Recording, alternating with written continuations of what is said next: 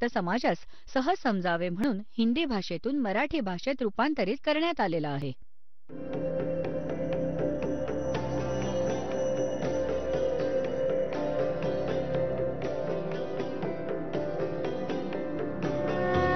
और ज्ञान सब ज्ञान डी कबीर ज्ञान सो ज्ञान और जैसे घोड़ा तोब कायम करता चले मैदान.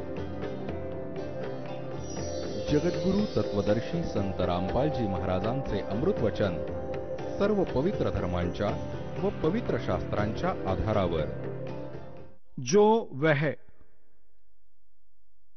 प्राण व सूर्य मंडलात पुरुष म्हणजे पूर्ण परमात्मा आहे, यांच्याच शब्दात आपल्याला पुरुषचा अर्थ बघायचा आहे. पुरुष म्हणजे पूर्ण परमात्मा आहे. वह परोक्ष रूप, तो तर परोक्ष आहे. याने अनुवाद थोडासा उलटसुलट केलाय. मग हे म्हणतो अहम मी, तो तर परमात्मा गुप्त आहे. तो तर पूर्ण परमात्मा तर परोक्ष आहे, गुप्त आहे. आणि अहम मी खम आकाश तुल्यत्या, आकाशाच्या ब्रह्मलोक, आकाशरूपी ब्रह्मलोकात ब्रह्म, ब्रह्मचा अर्थ बघायचा. सगळ्यांचे गुण कर्म स्वरूप करून अधिक आहे. याने म्हटले की मी ब्रह्म आहे. ब्रह्म म्हणजे ब्रह्म, मी ब्रह्म आहे. आणि ओम, सगळ्यांचा रक्षक जो मी, त्याचे ओम असे नाव जाणा.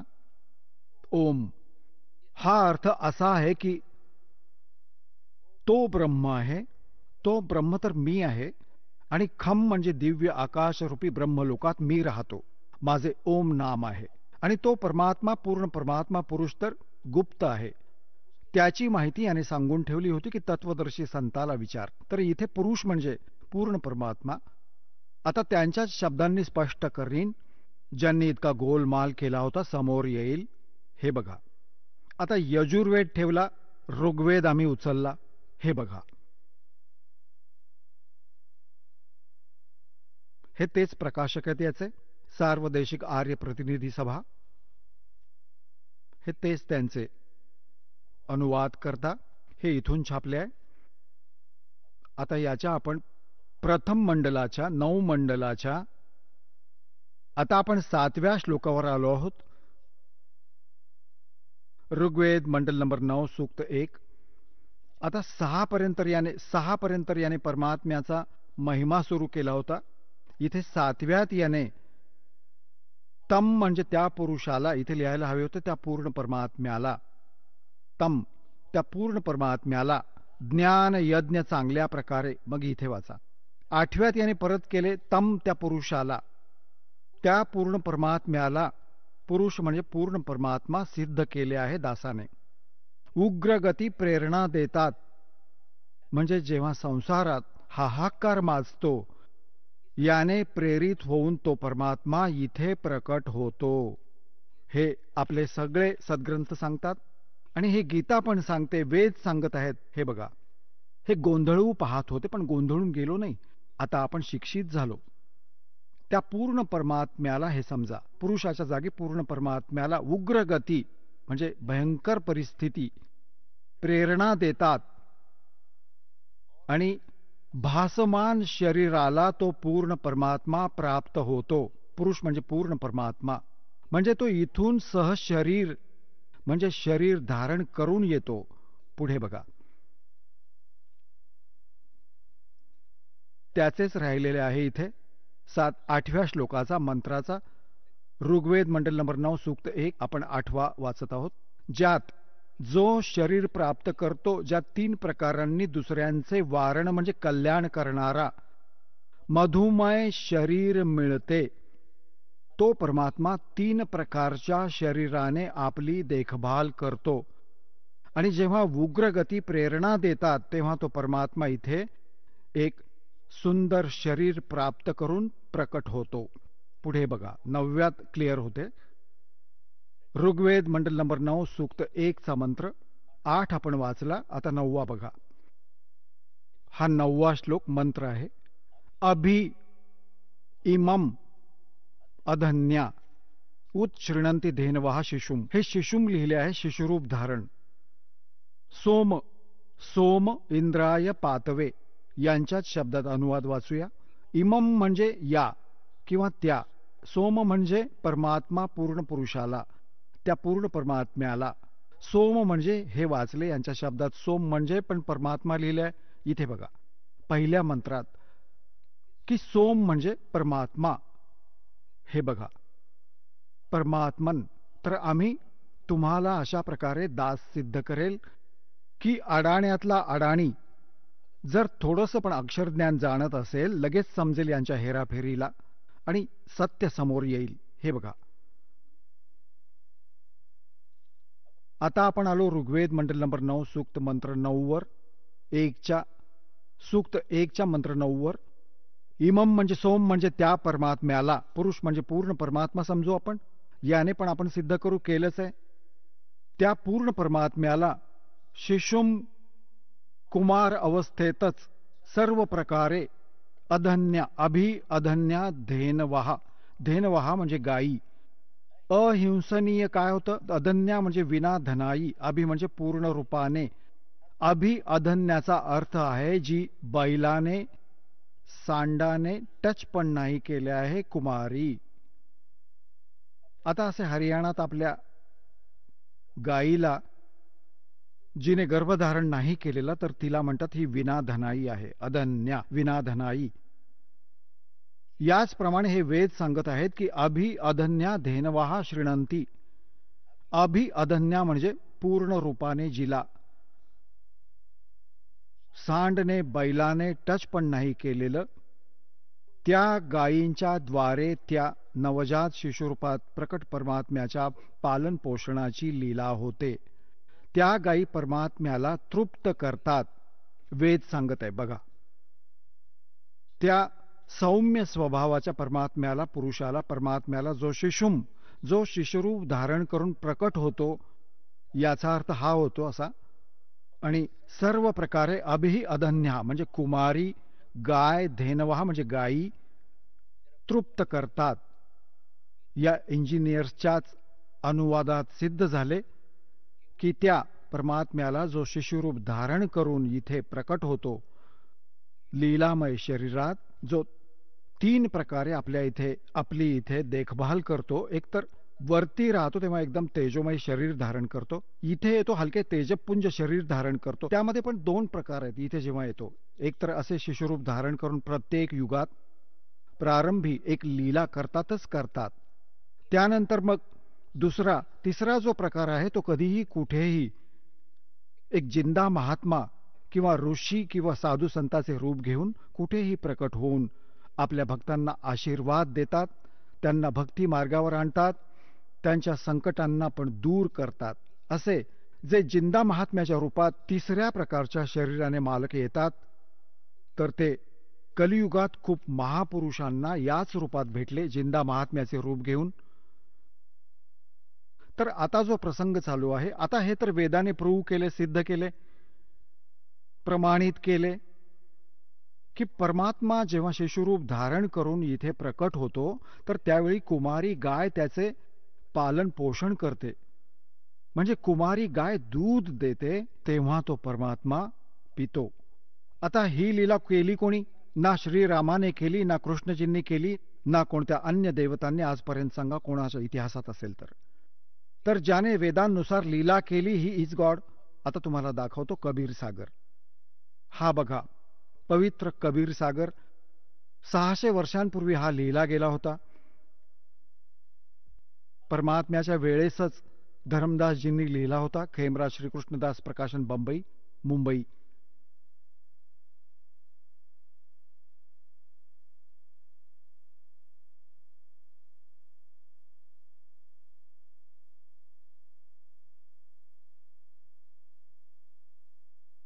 हे बघा याचा कोण अनुवादक आहे? कबीर पंथी भारत पथिक स्वामी युगलानंद बिहारी द्वारा परिष्कृत. मुद्रक एवं प्रकाशक आहेत खेमराज श्रीकृष्णदास. अध्यक्ष श्री वेंकटेश्वर प्रेस, खेमराज श्रीकृष्णदास मार्ग, मुंबई. हा ज्ञानसागर आहे. यात चॅप्टर आहे ज्याच्या आपण 73व्या पृष्ठावर थोडेसे बघूया. कारण की यात थोडेसे जे कबीरपंथी, जे 12 नकली कबीरपंथी झाले आहेत, परमात्मा गेल्यानंतर तर त्यांनी यात थोडेफार आपल्या नकळत काही फेरबदल केले आहेत, तरी पण सत्यता राहिली आहे. बघा, यात आहे 73वे पृष्ठ, वाचूया. कबीर सागर. शंकर, इथे शंकर वचन. तोरे घर पंडित अधिकारी, झूठ बोल कस बोलो नारी, हरि कमला सम देखो ज्ञाना, बुद्धिमंत तुम पुत्र सुजाना, सुनकर महिमा पुत्र की, नारी धरे तब पाओ, हे स्वामी मम इच्छा सोन वचन सुनाओ. म्हणजे शंकर भगवान येऊन भेटले होते. त्यानंतर मग काय झाले की रामानंदांच्याकडे नीरू गेला. तर नीरू व रामानंदांची काय वार्ता झाली ते दाखवतो तुम्हाला. हे आहे 74व्या पृष्ठावर, ज्ञान सागरच्या 74व्या पृष्ठावर. सुन जुल्हा मन भयो आनंदा,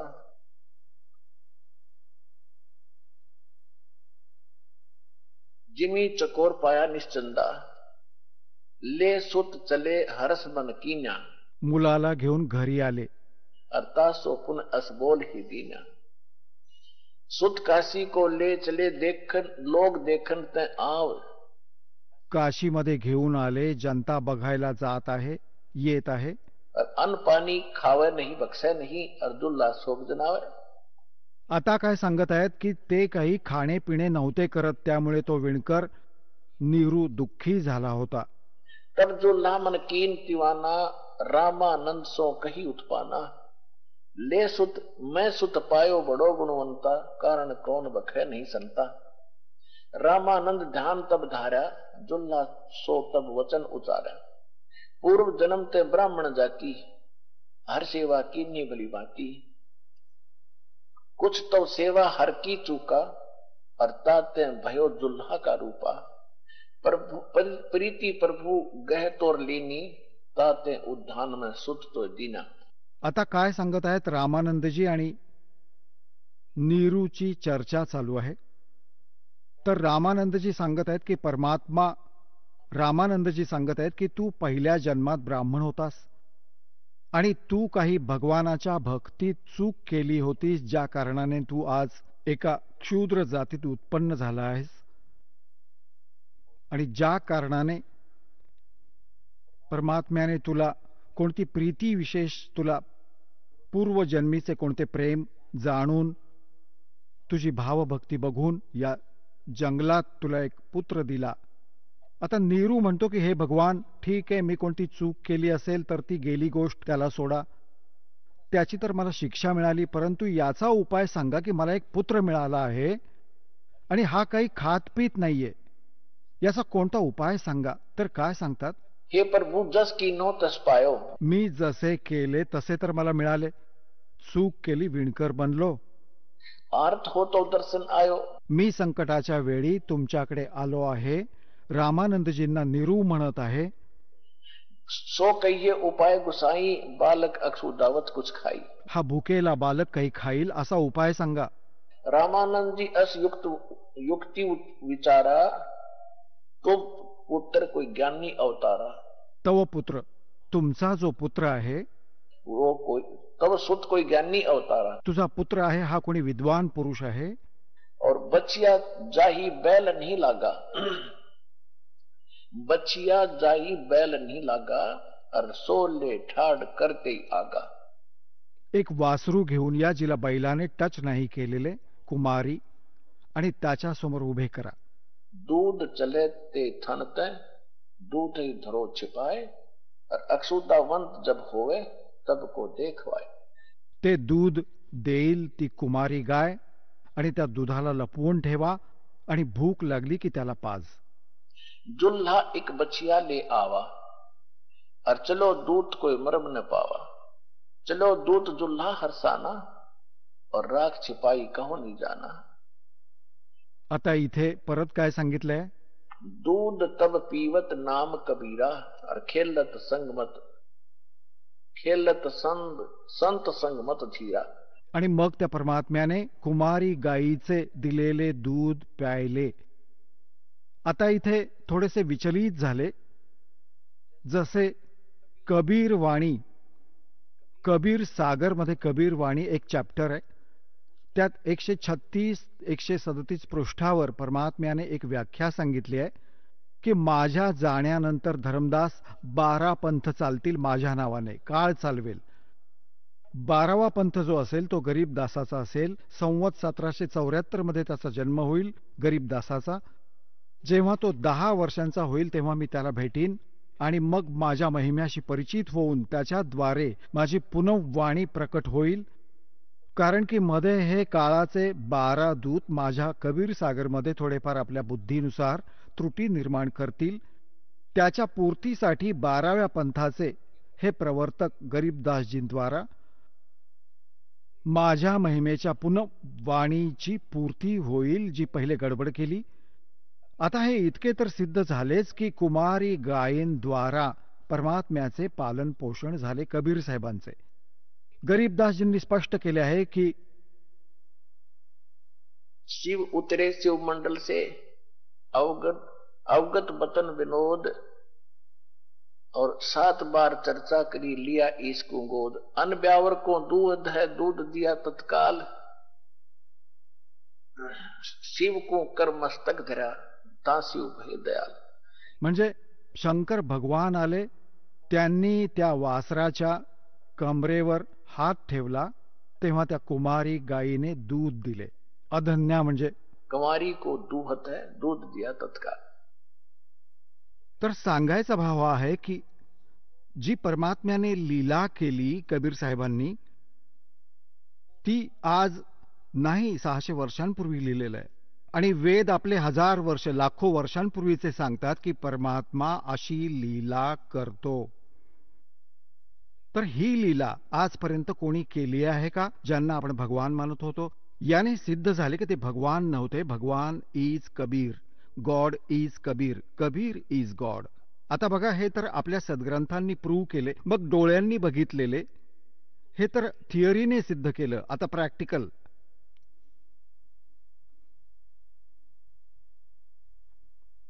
आजपासून 600 वर्षांपूर्वी परमात्मा जेव्हा ही लीला करत होते, लीलामय शरीरात आले होते. 5 वर्ष वय झाल्यावर यांनी 5 वर्ष वयातच आपल्या ज्ञानाचा प्रचार करणं सुरू केलं होतं. 104 वर्षांचे होते रामानंदजी, स्वामी रामानंदजी ब्राह्मण. आणि 5 वर्ष वय होते भगवानांचे, कबीर साहेबांचे. 5 वर्षाच्या वयात रामानंद त्या विद्वानांना पण पाणी पाजलं होतं आणि विवश केलं होतं त्यांना सत्य मानण्यासाठी. आता तिकडून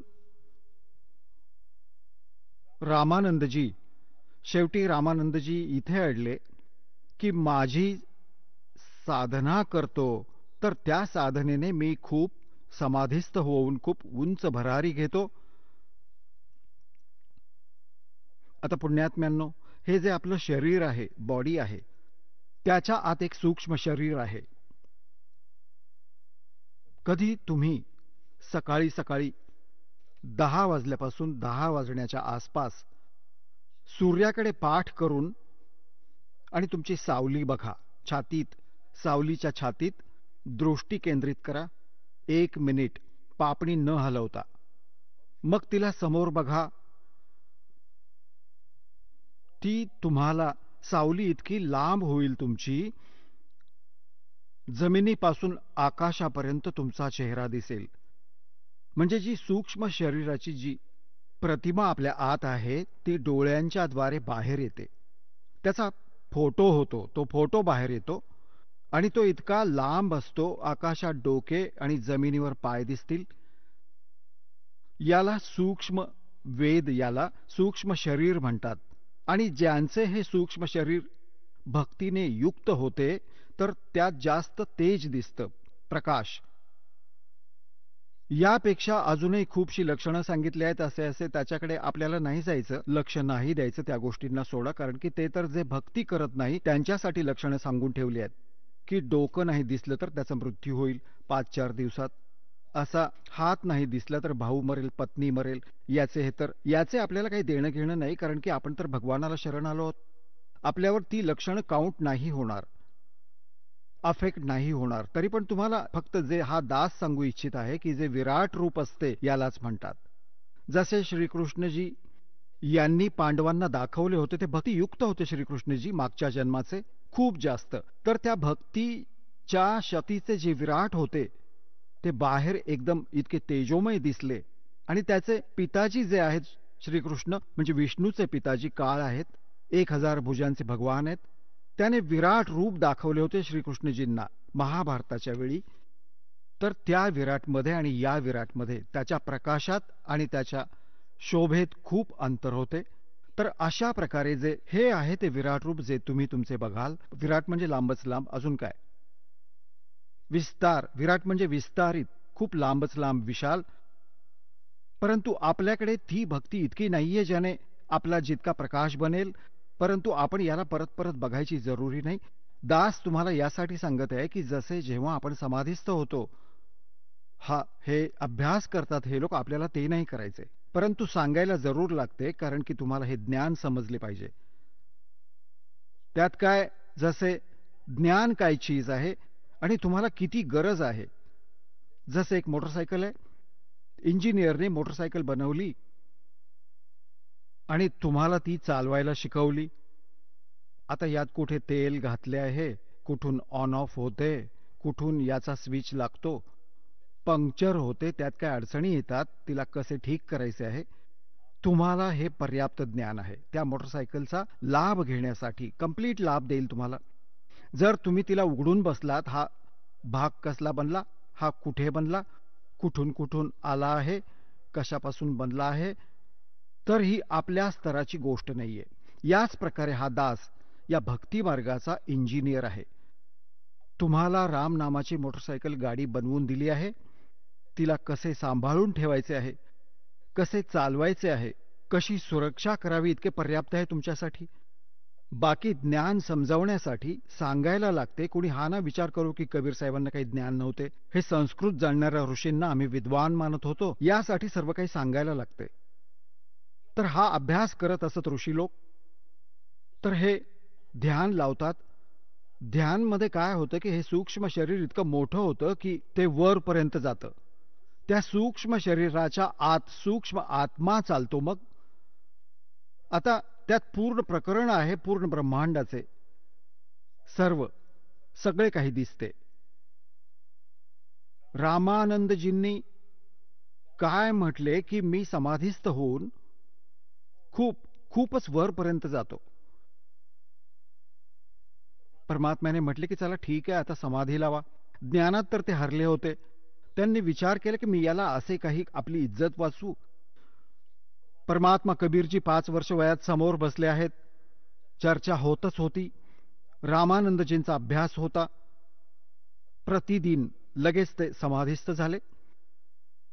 आता सूक्ष्म वेदात जे गरीबदासजींना परमेश्वर कबीरजींनी आपली अमृतवाणी दुसऱ्यांदा प्रकट करून दिली, त्यात काय लिहिलंय? योग युक्त प्राणायाम कर जित्या सकल शरीरे, त्रिवेणी के घाट में वो अटक रहे बलबीर. स्वामी रामानंदजी योगयुक्त म्हणजे आपला अभ्यास करून सर्व शरीराला साधून ठेवलं होतं. सगळे जेव्हा वर समाधीस्थ होत होते तेव्हा त्रिवेणी, या लोकांना त्रिवेणीची नाही माहिती. राधास्वामी बघा, आम्ही सरळ त्रिकुटीपासून चालू करतो, आम्हाला खालच्यांचं काही देणं घेणं नाही. हे तर राधास्वामीवाले, धनधन सद्गुरूवाले विशेष करून या सचखंड सत लोकाचा ठेका घेत आहेत.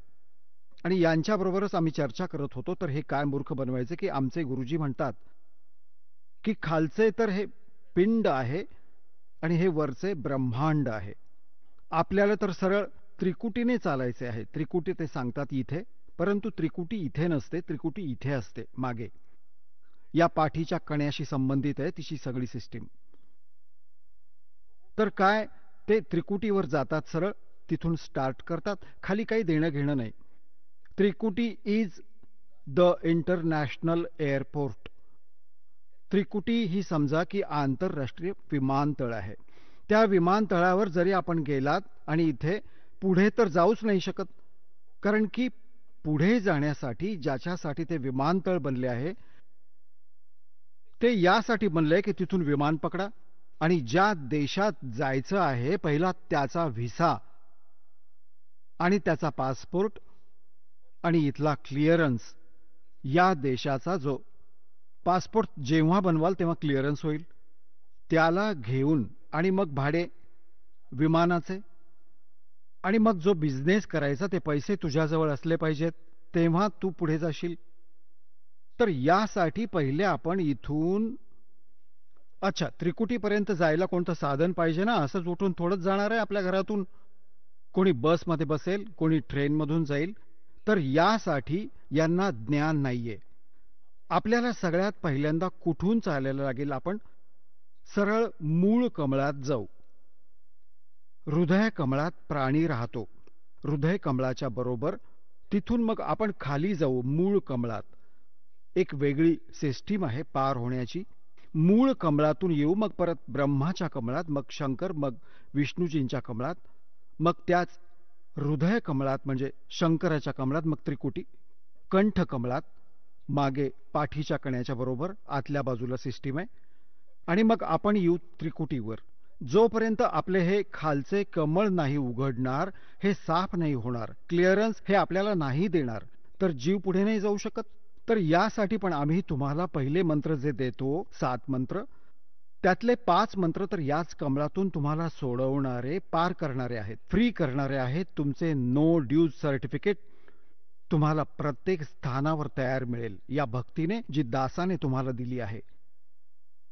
त्यानंतर तुम्ही पोहोचाल त्रिकुटीवर. त्रिकुटीनंतर परत सुरू होते त्रिवेणी. ही तर अशी जुळवाजुळवी केली आहे त्रिकुटी. फक्त ऐकिवात आहे ही त्रिकुटी, कख पण माहित नाही यांना. त्रिकुटीवर तर हे सगळे साधक जातात, भले रामाचा असो भले कृष्णाचा, कारण की तिथे तर आता सगळ्यांचे नरकात जायचं असेल तरी तो त्रिकुटीत जातो.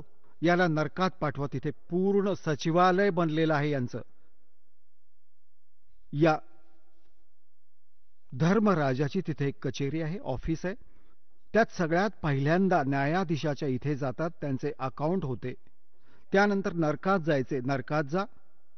मग ब्रह्माचा पुजारी ब्रह्माच्या लोकात, विष्णूचा पुजारी विष्णूच्या लोकात, शिवाचा पुजारी शिवाच्या लोकात,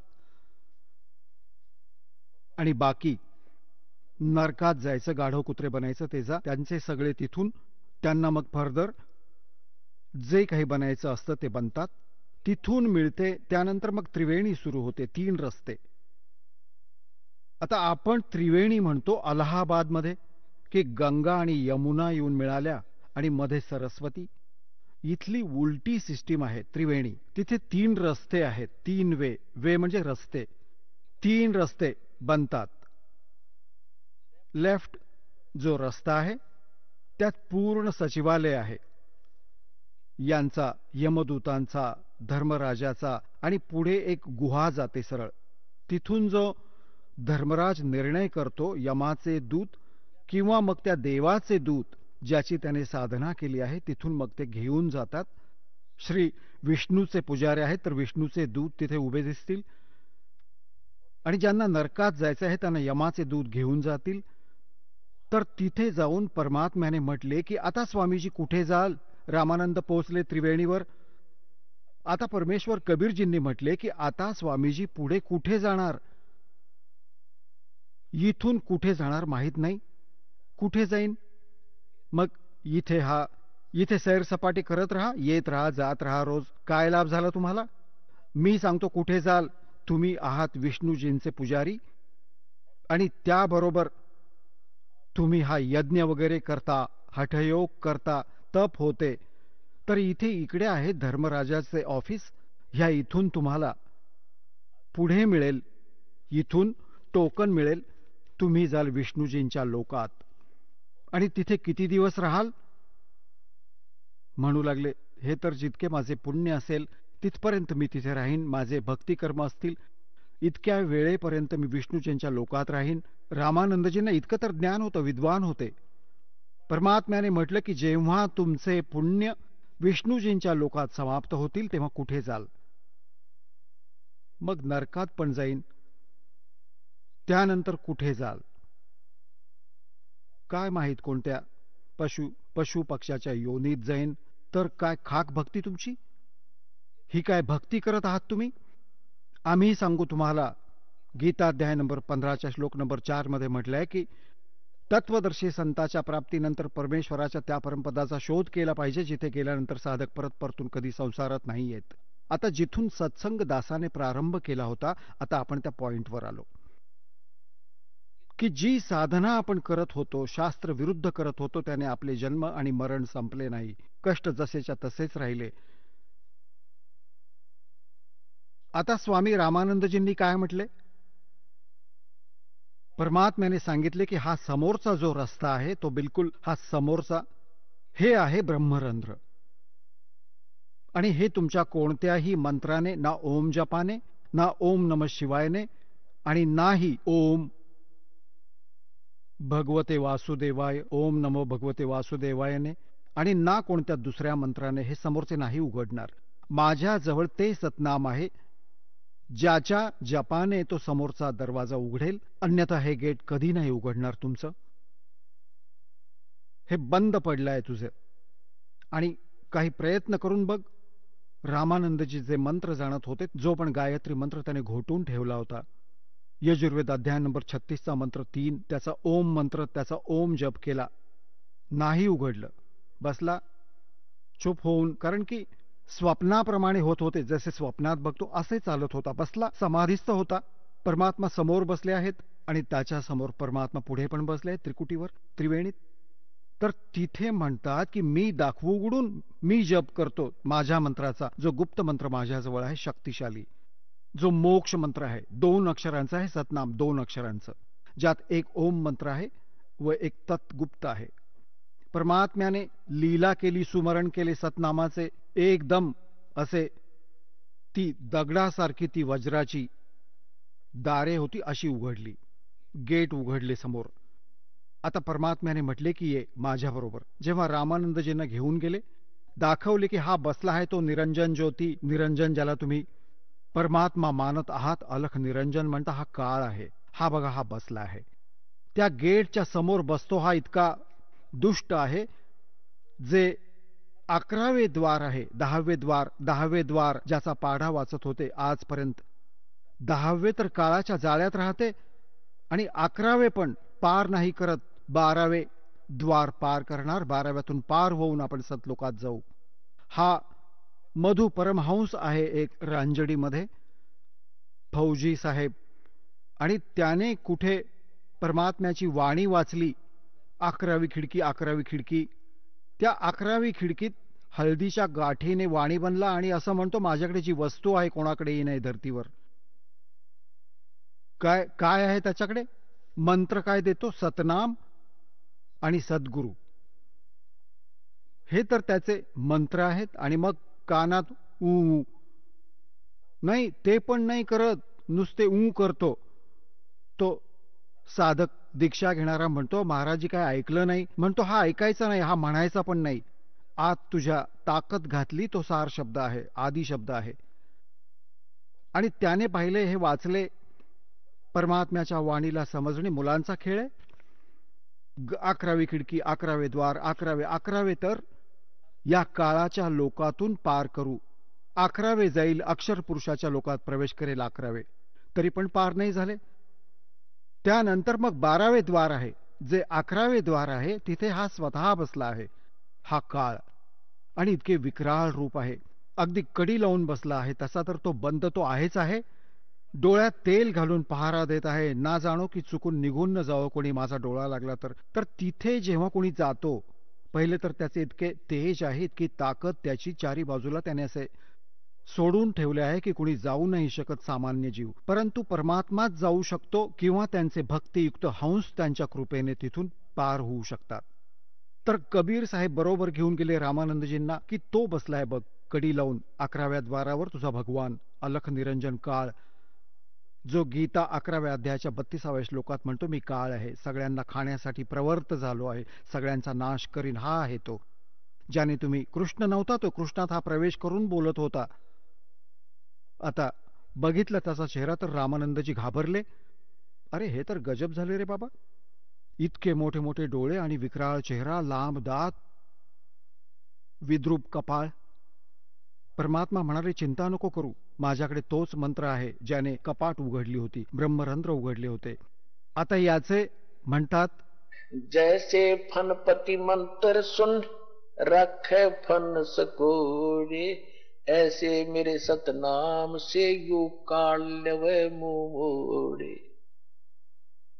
कबीर साहेब म्हणतात, जसे फणपती म्हणजे सर्पाने, असा सर्पाने फणा काढला आहे डसण्यासाठी, आणि जसे त्याला मंत्र म्हणतो गारुडी, एक मंत्र म्हणतो तर तो विवश होतो, फणा खाली करून पळून जाण्याचा विचार करतो सर्प, अशाच प्रकारे माझ्याकडे या काळरूपी या सर्पाला वश करण्याचं, त्याची मान खाली करण्याचे एक सतनाम आहे. जेव्हा म्हणतात, जैसे फनपति मंत्र सुन रखे फन सकोरे, ऐसे सतनाम, ऐसे मेरे सतनाम से ये काल्यवय मोरे. परमात्म्याने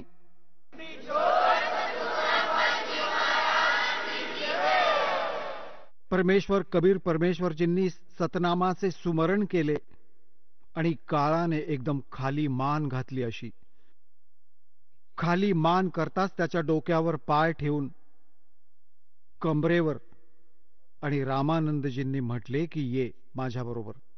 जाताच आत ते गेट उघडले. परमात्मा आणि तो आत्मा बरोबरीने आत गेले. गेट परत बंद झाले. काळ परत सावधान बसला. चला, एक तर गेला, अजून तर नाही जाऊ देणार. हा तर असा आकडलाय पूर्ण. आता 11वं द्वार जे पार केलं तो अक्षर पुरुषाचा लोक आहे. 7 शंख ब्रह्मांडाचे क्षेत्र आहे. त्याला पार करून मग येते 12वे द्वार, आणि 12वे द्वार पार करून मग येतो सतलोक, जिथे गेल्यानंतर परत परतून कधी संसारात नाही येत.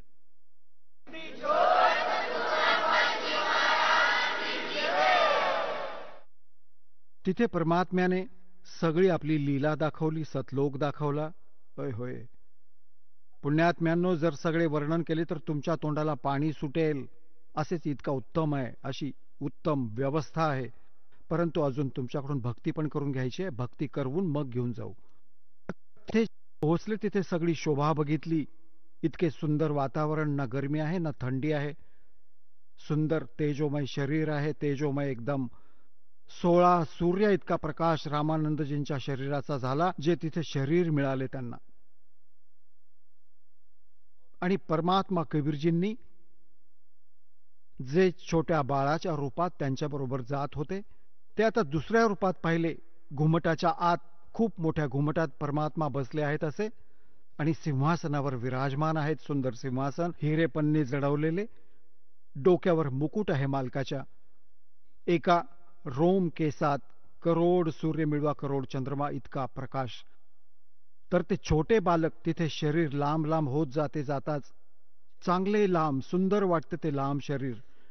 तिथे परमात्मा एक चौरी ठेवली होती, जसा पांढरा पांढरा केसांसारखा इथे करतात मुले. ती चौरी उचलून परमात्मा कबीरजींनी आणि त्या तेजोमय शरीरावर चौरी ढाळू लागले डोक्यावर. रामानंदजींनी विचार केला, भगवान हा आहे.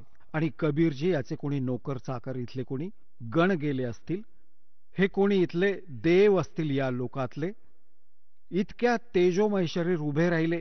5 वर्षाचा बालक बसला त्या अनंत कोटी ब्रह्मांडाच्या कंट्रोलरच्या सिंहासनावर, आणि चौऱ्या ते तेजोमय शरीर उभ्या उभ्या, म्हणजे दुसरे रूप आपलेच डबल रोल करत होते. करत करत ते चौऱ्या ढाळू लागले.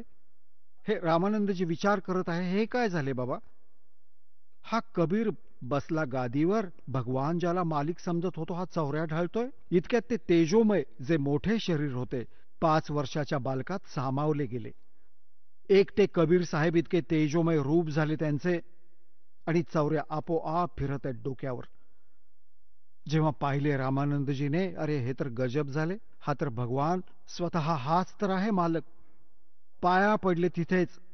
परमात्मा म्हणाले, ऐक रामानंद, हा आहे, मी आहे तो परमात्मा, आणि जो मला इथे बघेल तो मला भगवान मानेल, आणि संसार तर मला धाणक विणकरच जाणत आहे. आता तुम्ही परत जा. एकदम असे केले. एकदम परत आला रामानंदांचा आत्मा. असे झटकून उठले. आता समोर परमात्मा बसले आहेत. जर हे स्वप्न, असा विचार करतो, कबीरजी समोर नसते तर त्याने विचार केला असता, मला स्वप्न पडले बसल्या बसल्या. आणि जे समोर दिसले, होय होय, तेच बाळ परत समोर येऊन बसले, चरणावर पडले. 104 वर्षांचा विद्वान पुरुष, दुनिया महिमा गाते त्याचा. याच्यासारखा विद्वान नाही, याच्यासारखा ज्ञानी नाही. चरणांवर पडला 5 वर्षाच्या धानकाच्या बालकाच्या, आणि काय म्हणाले? दोहू ठोर है एक तू, बया एक से दो, गरीबदास हम कारणे तुम आए हो मगजो. बोलत रामानंद जी सुनो कबीर करतारे, गरीबदास सब रूप में तुम ही बोलन हारे. तुम साहेब तुम संत हो, तुम सतगुर तुम हंस, गरीबदास तेरे रूप बिना और न दूजा अंश. तर पुण्यात्म्यांनो, डोळ्यांनी बघितलेलं रामानंदजींनी सांगितले की तुम्ही परमात्मा आहात, दोन्ही ठिकाणी तुम्हीच काम करता. असेच गरीबदासजींना परमात्मा घेऊन गेले होते 10 वर्षांच्या बालकाला, जे चुडाणीमध्ये जन्मले होते. त्यांनी परत येऊन काय सांगितलं होतं? हम सुल्तानी नानक तारे दादू को उपदेश दिया, जात दुलाहा भेद न पाया वो काशी वाहे कबीर हुआ. हू कबीर, कोणता कबीर आहे तो? अनंत कोट ब्रह्मांड का एक रति नहीं भार, सतगुरु पुरुष कबीर है ये कुल के सिरजनहार. तो कोण कबीर? हम सुल्तानी नानक तारे दादू को उपदेश दिया, जात दुलाहा भेद न पाया वो काशी माहे कबीर हुआ. हा आहे तो धाणक रूप रहा करतार.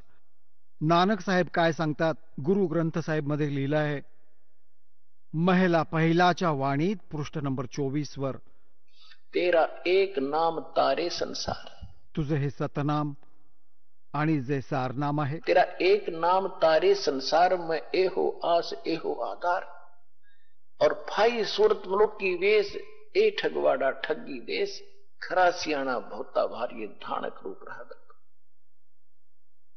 हे 24 नंबर पृष्ठावर ही वाणी लिहिलेली आहे, जी दास बोलून ऐकवत आहे. मग 731 पृष्ठावर लिहिले आहे की नीच जात परदेसी, खिन आवे तल जावे, और जाकी संगत नानक रंदा, जो कैसे मोंडा फावे. एका सेकंदात इथे बघतो, हा छोट्या जातीचा म्हणतात याला, आणि एका सेकंदात म्हणतो वर बसलाय तो सतलोकात.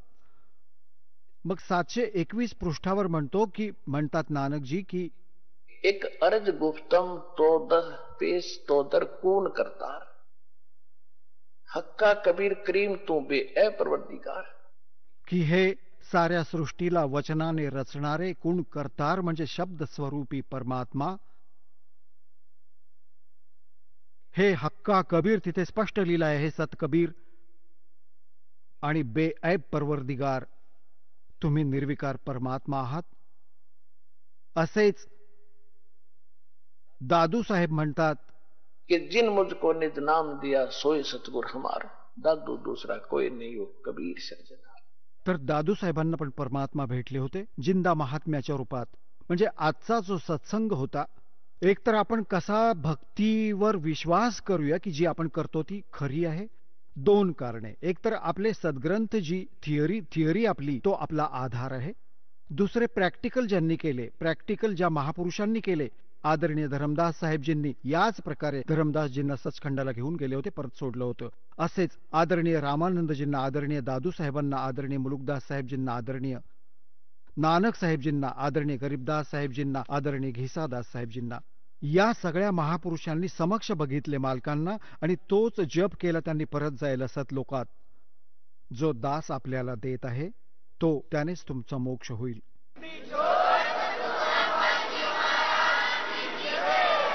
आणि दुसरे हे होते की परमात्म्याला निराकार सांगत होते, तुमच्या समोर सिद्ध केले. वेद सांगतात ज्या 3 प्रकारे मनुष्य सदृश शरीर आहे, त्याचे 3 प्रकारांनी शरीराची लीला करतो. एका रूपात सदलोकात बसला आहे, तो इथे येतो, शिशुरूप धारण करतो.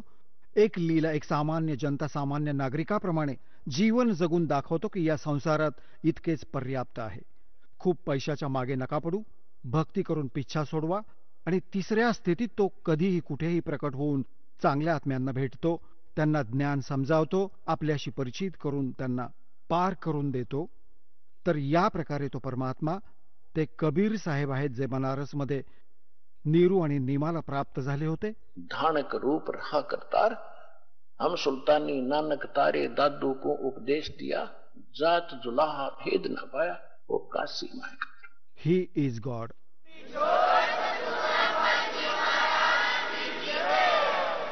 चला आता आपण त्या श्रद्धाळूंचे अनुभव जाणून घेऊयात, ज्यांनी जगद्गुरू तत्वदर्शी संत रामपालजी महाराजांकडून दीक्षा प्राप्त केलेली आहे, तसेच त्यांच्याद्वारा सांगितलेल्या भक्ती मार्गावर चालत आहेत. नमस्कार सतसाहेब. आपलं नाव सुधाकर दास बंसी बावके. आपण कुठून आलात? मुक्काम पोस्ट साकुरी, तालुका राहता, जिल्हा अहमदनगर, महाराष्ट्र. आपला व्यवसाय काय आहे? या दासाचा व्यवसाय शेती आहे. संत रामपालजी महाराजांची गुरुदीक्षा आपण कधी घेतली? 18 जून 2013. संत रामपालजी महाराजांची गुरुदीक्षा घेण्या अगोदर आपण व आपला परिवार कोणती भक्ती साधना करत होतात? संत रामपालजी महाराजांची गुरुदीक्षा घेण्या अगोदर हा दास वारकरी संप्रदायामध्ये जवळजवळ 20 वर्ष सेवा केली. त्यात सर्व ग्रंथाचं पारायण, आळंदीला जाऊन ज्ञानेश्वरी पारायण, पैठणला जाऊन एकनाथी भागवत यांचं पारायण, कीर्तन, भजन हे सर्व काही केलं आणि भगवद्गीतेचा पाठ करीत होतो. आणि याच्यात सर्व रमता प्रथम वारकरी संप्रदायाचे गुरु त्यांनी मला रामकृष्ण हरी हा मंत्र दिला. त्यानंतर मी आनंद संप्रदाय या संप्रदायात जोडले गेलो आणि त्यामध्ये रामनाथ महाराज खैरनार यांच्याकडून गुरुदीक्षा घेतली. तर त्यात मला जो मंत्र दिला गेला तो ओम सोम परब्रह्मणे नमः, त्यामध्ये 2 टेज होत्या. आणि दुसऱ्या मंत्राला जो सोम मंत्र दिला त्यामध्ये स्व बाहेर सोडणे आणि हम आत घेणे. पण असं वाटलं का परमेश्वर अजून कुठंतरी आहे. तर त्या शोधात परत मी कर्मकांडामध्ये स्वामी समर्थ या मार्गात जोडल्या गेलो. त्यामध्ये मी सर्व कर्मकांड करू लागलो आणि त्यामध्ये सुद्धा सर्व काही कर्मकांड केले. पूजा, सर्व सत्यनारायण, वास्तुशांती, नवचिन सर्व काही केले. आणि हे सर्व करत असताना स्वतःचं एकदम तपश्चर्याने केली का जेणेकरून आपली भक्ती दृढ, आपण पूर्ण परमेश्वर काय असं वाटायचं का आपण ही भक्ती करतो म्हणजे आपण पूर्ण परमेश्वराला भेटू, या दृष्टीनेच या दासाचा अट्टहास राहायचा. आणि जे भगवद्गीता वाचत असताना भगवद्गीता तसेच विनोबा भावेंची गीताई या ग्रंथाचा पाठ करीत होतो. तर त्या मला एक प्रश्न पडायचा, कारण मी विष्णू संप्रदायात असल्यामुळं. तर श्रीकृष्ण भगवान विष्णूचा अवतारी, पूर्ण अवतारी, तर त्यांनी एवढं महाभारताचं युद्ध का घडवलं? आणि यात आपण असं म्हणतो का संत तर दुसऱ्यांचे भांडण मिटवतात, आणि यात तर असं झालं की इथं श्रीकृष्ण भगवान स्वतः म्हणजे युद्ध घडून घेतलं. तिथं थोडं मन दुःखी व्हायचं, काय करावं असं वाटायचं. म्हणजे ह्यात सर्व योजनेत भरपूर दुःखी होतो. मग एक दिवस असं झालं, काय करू, कोणत्या परमेश्वराला शोधू, परमेश्वर कुठं भेटेल मला? तर याच शोधात काही कळालं, एकदम म्हणजे उद्विग्न झालं. असं वाटलं सर्व देवता सोडून द्यावं सर्व काही. सर, जसं तुम्ही सांगत आहात की पूर्वीपासूनच आपण भक्ती मार्गात होतात. सर्वप्रथम आपण वारकरी संप्रदायाची जी भक्ती साधना आहे ती करत होतात. त्यानंतर आपण आनंद संप्रदायाचे जे रामनाथ महाराज आहे, रामनाथ महाराज खैरनार यांच्याकडनं सुद्धा गुरुउपदेश घेतला होता. आणि त्यांनी जो आपल्याला जो गुरुमंत्र दिला त्या गुरुमंत्राचा सुद्धा आपण जाप करत होतात. मग आपल्याला संत रामपालजी महाराजांचा जो मार्ग आहे हा कसा काय कळाला, त्या भक्तीकडे आपण कसे काय वळालात? तर यामध्ये या परमेश्वराची कृपा आहे का मला एक दिवस असं स्वप्न पडलं, ज्यावेळेस मला हे सर्व योजना, दुःख आणि अतिशय असं म्हणजे असमाधान वाटत होतं का मी काय करू, मला परमेश्वर कसा भेटेल. तर त्यात मला असं स्वप्न पडलं की एक असं परमेश्वर रूप मला खांद्यावर घेत आहे आणि मला असं लांब दूर नेत आहे. तर त्या स्वप्नात इतका आनंद वाटला आणि माझं सर्व काही असं दुःख हलकं झालं. आणि त्याच दुसऱ्या दिवशी मला ज्ञानगंगा पुस्तक एक भगाजी ते स्टॉल लावलेला होता. तर मी तिथं ते पुस्तक विकत घेतलं आणि तिथंच बघितलं तर तिथंच मला सर्व प्रश्नाची उत्तर तिथं भेटली. आणि त्यानंतर मी ते घरी आल्यानंतर आईला सांगितलं असं असं पुस्तक आहे. मग आम्ही एक चॅनलवर सद्गुरू रामपालजी महाराजांचा सत्संग चालू असायचा ते बघितलं. ज्ञानगंगा एक दिवसात पूर्ण वाचून काढली, 2दा 3दा. परत त्यानंतर भगवद्गीतेत त्या श्लोकाशी मिलाप केला. जे मला प्रश्न पडत होते का 11व्या अध्यायात अर्जुनाला श्रीकृष्ण भगवानी ईश्वरूप दाखवलं, तर त्यात असं दिसायचं की हे तर सर्व आत्मे म्हणजे त्यांच्या मुखात जाऊ राहिले. मग आपण एवढी भक्ती करून आपल्याला काय लाभ आहे? त्या प्रश्नाचं उत्तर सद्गुरू रामपालजी महाराजांनी मला त्या ज्ञानगंगेतून दिलं. आणि त्याशिवाय मला सद्गुरूशी पूर्ण आकर्षण हेच परमेश्वर आहे हे मला तिथंच कळालं. आणि त्यानंतर लगेच आम्ही 1 महिनाभर सत्संग बघितला, ज्ञानगंगा पुस्तक वाचलं आणि माझ्या आईला लिहिता वाचणं तिला सत्संग दाखवला, तिनं सुद्धा मान्य केलं. आणि त्यानंतर लगेचच हरियाणाला जायसाठी एकटा तयार झालो. आणि परमेश्वराने एक जोडीदार देऊन मला परमेश्वर चरणी या सद्गुरू रामपालजी महाराजांनी ही नामदीक्षा दिली आणि माझ्यावर कृपा केली. सर, जसं तुम्ही सांगत आहात की जेव्हा आपण संत रामपालजी महाराजांचा जो ज्ञानगंगा हा ग्रंथ वाचला, त्याचप्रमाणे त्यांचे जे सत्संग बघितले, त्यानंतर असं आपल्याला बोध झाला की संत रामपालजी महाराज हेच तत्वदर्शी संत आहेत आणि हेच यथार्थ भक्ती देतात. तर त्या अनुषंगाने आपण त्यांच्या आश्रमात जाऊन संत रामपालजी महाराजांची गुरुदीक्षा सुद्धा घेतली. तर मला असं विचारायचं आहे की जेव्हा आपण संत रामपालजी महाराजांचा मार्ग स्वीकारला आणि त्यांच्या भक्तिमार्गावर आपण चाललात, त्यानंतर आपल्याला व आपल्या परिवाराला काय काय लाभ प्राप्त झालेत? सर, ज्यावेळेस मी नामदीक्षा घेण्यासाठी गेलो होतो तर त्यावेळेस आमचा शेती हा व्यवसाय आहे. तर त्या शेतीमध्ये काहीच नव्हतं. पण तिथून आल्यानंतर नामदीक्षा घेतल्यानंतर ती शेती हळूहळू भरभराटीस येऊ लागली. आणि जिथं आम्हाला पैशाची गरज पडायची तिथंच आमचे सद्गुरू रामपालजी महाराज आम्हाला ती पूर्ण पूर्तता करायची. असं शेतीतून असे अनेक अनुभव. आणि हे तर झाले शेतीचे, पण आमची आई का तिला जवळजवळ बरेच 15-20 वर्षापासून मणक्याचा त्रास होता. दोन्ही हाताला मुंग्या यायच्या, डोक्याला मुंग्या यायच्या, रात्र झोप नाही. आणि 32 वर्षापासून जे मिसरी लावत्या म्हणजे तंबाखू बोलतो आपण त्यांना, तर ते मिसरी लावण्याचं व्यसन होतं. ते काही केल्या सुटत नव्हतं. पण ज्यावेळेस आईने हा सत्संग बघितला, आईला मी समजून सांगितले असं ज्ञान आहे, आईने सुद्धा मानेल खरंच हा खरा परमेश्वर आहे. आणि आईला घेऊन सुद्धा मी सद्गुरू रामपालजी महाराज यांच्याकडे जाऊन नामदीक्षा दिली. तर त्यानंतर हे जे आईला मणक्याचा त्रास होता, रात्र झोप येत नव्हती, तर ती सगळी मणक्याचा त्रास गेला आणि सर्व काही मणक्याचा त्रास गेला, हाताच्या मुंग्या गेला आणि आईला भरपूर व्यवस्थित झोप येते आणि माझ्याबरोबर शेतीचं काम सर्व काही करते. हा लाभ परमेश्वराने दिला. तसंच जे 2 मुलं आहे त्यांना सुद्धा ही नामदीक्षा दिलेली आहे. कारण ज्यावेळेस सद्गुरू रामपालजी महाराजांचं खरं ज्ञान मला कळलं, त्यावेळेस तर माझ्या जन्माचं खरं सार्थक झालं. आणि खरं धन तर तेच भेटलं, भक्तिधन हे मोठं धन आहे. ते मला म्हणजे पूर्ण म्हणजे सद्गुरूचे किती कोटी धन्यवाद करावं हे माझ्या मुखातून सांगू शकत नाही मी. तर असे सद्गुरू रामपालजी महाराजांनी जी कृपा केली माझ्यावर, तर माझे जे 2 मुलं आहे, पण ज्यावेळेस सद्गुरू रामपालजी महाराजांनी सांगितलं की तुम्ही हे जे परमेश्वरचे लेकरं यांना सुद्धा तुम्ही नामदीक्षा द्या, तर ज्यावेळेस तुम्ही ह्या लेकरांना मुलांना नामदीक्षा देशाल, त्यावेळेस मी माझ्या तळहाताच्या फोडाप्रमाणे ह्या मुलांना सांभाळीन असं सद्गुरूचं ब्रीद वाक्य ज्यावेळेस मला कळलं, तर त्यावेळेस मी कोणत्याही गोष्टी विलंब न करता त्यांना सुद्धा सद्गुरू रामपालजी महाराजांनी नामदीक्षा दिली. तर त्याचा अनुभव असा आहे, कारण जे 2 मुलं आहे आज इंग्लिश मिडियममध्ये शिकत होते, तिथे मी 9-10 हजार एकच भरीत होतो, ते आज मुलं मोफत इंग्लिश मिडियममध्ये शिकतात.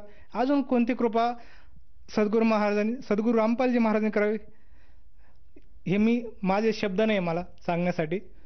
तसंच आमचा शेतीचा व्यवसाय आहे आणि त्यात आमचा भाजीपाल्याचा व्यवसाय असतो. तर आम्ही भाजीपाला निघाला म्हणजे हा बाजार, त्या गावचा बाजार, तसंच एक बाजार आहे कोपरगाव ठिकाणी, तिथं गेलो असता आणि आई माझ्याबरोबर असायची. आम्ही सर्व भाजीपाला ऐकला आणि येताना तर एका ठिकाणी अशी स्पीड ब्रेकर होतं आणि अंधार असल्यामुळे ते दिसलं नाही. तर मी गाडी चालवलं होतो. आई त्या गाडीवरून जवळजवळ 10 फूट वरती अशी उडली आणि खाली पडली. पण परमेश्वराची अशी कृपा, आईला थोडंसुद्धा किंचित फक्त काहीच नाही, म्हणजे काहीच नाही झालं. तर सद्गुरू रामपालजी महाराज क्षणोक्षणी आमची काळजी घेतात आणि तेच पूर्ण परमेश्वर आणि खरा परमेश्वर तोच आहे. सर, जसं तुम्ही सांगत आहात की जेव्हापासून आपण संत रामपालजी महाराजांची नामदीक्षा घेतली त्यानंतर आपल्याला बरेचसे अनुभव आलेत आणि त्या अनुभवातून हे सिद्ध होतं आहे की आपल्याला वेळोवेळी संत रामपालजी महाराजांनी संकटातून बाहेर काढलं आहेत. मला असं विचारायचं की आपण एक शेतकरी व्यवसायातून येत आहेत आणि शेतकरी असताना संत रामपालजी महाराजांची नामदीक्षा घेण्याअगोदर जो आपला शेतीचा जो उपक्रम होता किंवा जो व्यवसाय होता त्यावेळेस ती शेतीची जी आपली स्थिती होती त्यामध्ये आणि आत्ता संत रामपालजी महाराजांच्या मार्गात आल्यानंतर यामध्ये काही फरक आहे का? भरपूर काही फरक आहे. आणि जिथं उत्पन्न कधी भेटत नव्हतं ते आता भरपूर उत्पन्न भेटतं आणि अजूनही त्या शेतीमध्ये परमेश्वराच्या कृपाने असं पुढचं नियोजन झालं का शेती मी ती आधुनिक करू राहिलो आणि त्याच्यामुळं परमेश्वर सर्व काही माझ्याकडून भक्ती करून घेणार सर्व काही. आणि मला परमेश्वर पूर्ण विश्वास आहे का पूर्ण लाभ परमेश्वराने दिलेला आहे. सर, जसं तुम्ही सांगत आहात की आज संत रामपालजी महाराजांच्या दयेने आपण व आपला परिवार पूर्णपणे सद्भक्तीला लागला आहात आणि पूर्ण कुटुंब आज सद्भक्ती करत आहात. या सद्भक्तीमुळे आपल्याला व आपल्या परिवाराला बरेचसे लाभ प्राप्त होत आहेत. तर ह्या अनुषंगाने आपण आपले जे मित्र परिवार आहे, आपला जो आप्तेष्ट परिवार आहे, जे नातलग आपले आहेत आणि जो आज आपल्या टीव्ही चॅनल माध्यमातून जो श्रोतावर्ग आज आपल्याला बघत आहेत त्या सर्वांना आपण काय संदेश द्याल? ह्या दासाची एवढीच प्रार्थना आहे की जो भक्तिमार्ग आहे जो सद्गुरू संत रामपालजी महाराजांनी या जगाला दिला आहे त्याचं सर्वांनी अनुकरण करावं. या भक्तिमार्गात सर्व सुख, पूर्ण मोक्ष आणि खरा आनंद भक्तीचा ह्याच मार्गात आहे आणि हे शास्त्र प्रमाणित ज्ञान आहे आणि तुम्ही सर्व प्रमाण बघून मग या आणि ह्या भक्ती धनाचा लाभ घ्या. हेच या दासाचं विनंती आहे. सर, जसं तुम्ही सांगत आहात की आज मानव समाजाने संत रामपालजी महाराजांचं जे ज्ञान आहे हे समजून घेतलं पाहिजे आणि जेव्हा त्या व्यक्तीला ते समजलं असेल त्यांनी त्वरित संत रामपालजी महाराजांचा अनुग्रह घेऊन आपल्या जीवनाचं कल्याण करायला हवं. तर या अनुषंगाने जर एखाद्या साधकाला जाणवलं की आपण सुद्धा संत रामपालजी महाराजांची सद्भक्ती घेऊन त्यांच्याकडनं लाभ प्राप्त व्हावा तर तो जो साधक आहे त्या साधकाला ही सद्भक्ती किंवा हा गुरुमंत्र कसा काय भेटू शकेल? तर असं जे कोणाला असं वाटत असेल की भक्ती घ्यावा आणि ह्या भक्तीचं ज्ञान समजलं आहे तर त्यांनी या स्क्रीनवर जे नंबर येतात त्या नंबरवर संपर्क साधावा आणि नामदीक्षा घ्यावी. सर, जसं तुम्ही सांगत आहात की आज आपल्या टीव्ही चॅनलच्या माध्यमातून जे आपल्या टीव्ही स्क्रीनवर जे काही मोबाईल नंबर दाखवले जात आहेत त्या मोबाईल नंबरपैकी कुठल्याही एखाद्या नंबरवर जर साधकाने संपर्क साधला तर त्याला जवळच्या नामदान केंद्राची माहिती मिळेल आणि तेथे जाऊन तो साधक नामदीक्षा घेऊ शकेल. तर मला असं विचारायचं आहे की जेव्हा तो साधक त्या नामदान केंद्रावर जाईल तर त्या नामदान केंद्रावर त्या साधकाला त्या नामदीक्षेसाठी किती पैसे मोजावे लागतील? तर ही एकमेव अशी भक्ती का इथं कुठल्याही प्रकारचा खर्च येत नाही. हे सर्व मोफत मिळालं जातं. धन्यवाद. सत साहेब.